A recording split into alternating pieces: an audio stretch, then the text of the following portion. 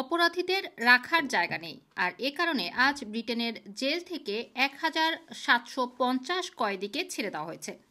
England এবং ওয়েলসে 1750 কয়েদিকে ছেড়ে দেওয়ার তথ্য জানিয়েছে হোম অফিস। গত সপ্তাহে ব্রিটিশ প্রধানমন্ত্রী কিয়ার স্টারমার জানিয়েছিল দেশটিতে বর্তমানে 88,521 জন জেলে রয়েছে, যা ব্রিটেনের ইতিহাসে সর্বোচ্চ। আজ যাদের ছাড়া হয়েছে তাদের বেশিরভাগেরই 5 বছরের নিচে জেল হয়েছিল।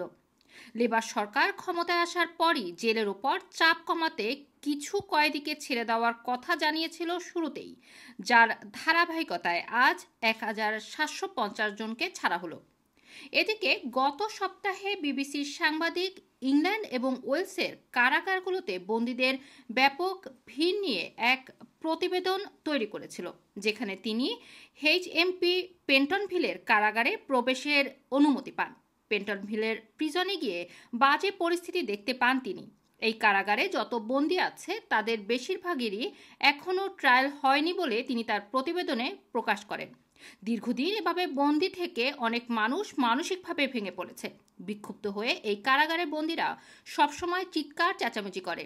এছাড়া হত্যা, ছুরিকাঘাত, ডাকাতি কিংবা ধর্ষণের দায়ে অনেক অপরাধী কারাভোগ করছে। এই কারাগারের কারারক্ষীরা জানান, দীর্ঘদিন ধরে এই কারাগারের জায়গার সংকট চলছে। অল্প জায়গায় একই সাথে অনেক মানুষ থাকায় প্রায় তাদের মধ্যে মারামারির ঘটনা ঘটে। অনেকে গুরুতর আহত পর্যন্ত হন। বিশৃঙ্খলা এমন পর্যায়ে পৌঁছেছে যে কারারক্ষীরা যখন কোনো একটি রুমের দরজা খোলেন তখন আশঙ্কা করেন যে ভেতরে হয়তো কেউ মারা গেছেন। কারাগারে আবার ছোট ছোট গ্যাংও রয়েছেন। প্রিজনের ভেতরে আধিপত্য বিস্তার নিয়ে তাদের মধ্যে ঝামেলা বাঁধে।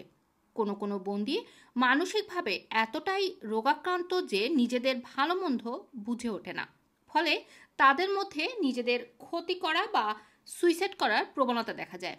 অনেকে আবার বিভিন্ন কৌশলে ড্রাগ নেয়। এজন্য কয়েদিদের কেউ দেখতে আসলে তাদেরকে স্ক্যান করা হয়। পেন্টনভিলের কারাগারের এক কর্মকর্তা জানান, অল্প জায়গায় অনেক কয়েদি থাকায় তাদেরকে কন্ট্রোল করা অনেক কঠিন হয়ে পড়ে। মাঝে মধ্যে কারারক্ষীরাও নিজেদের নিরাপত্তা নিয়ে শঙ্কিত হয়ে পড়ে। কারাগারে ড্রাগ ডিলার, কিলার সহ নানা ধরনের ভয়ঙ্কর অপরাধী থাকে, তাই সবসময় তাদেরকে দেখভাল করা কিংবা ভেতরের পরিস্থিতি ঠিক রাখা কর্মকর্তাদের জন্য অনেক বড় চ্যালেঞ্জিং একটি বিষয়। রুমান রাখি, Rana TV, London. It's probably the biggest thing in London. Like the gang affiliation, gang issues are the biggest reasons why we have so many probably people in jail.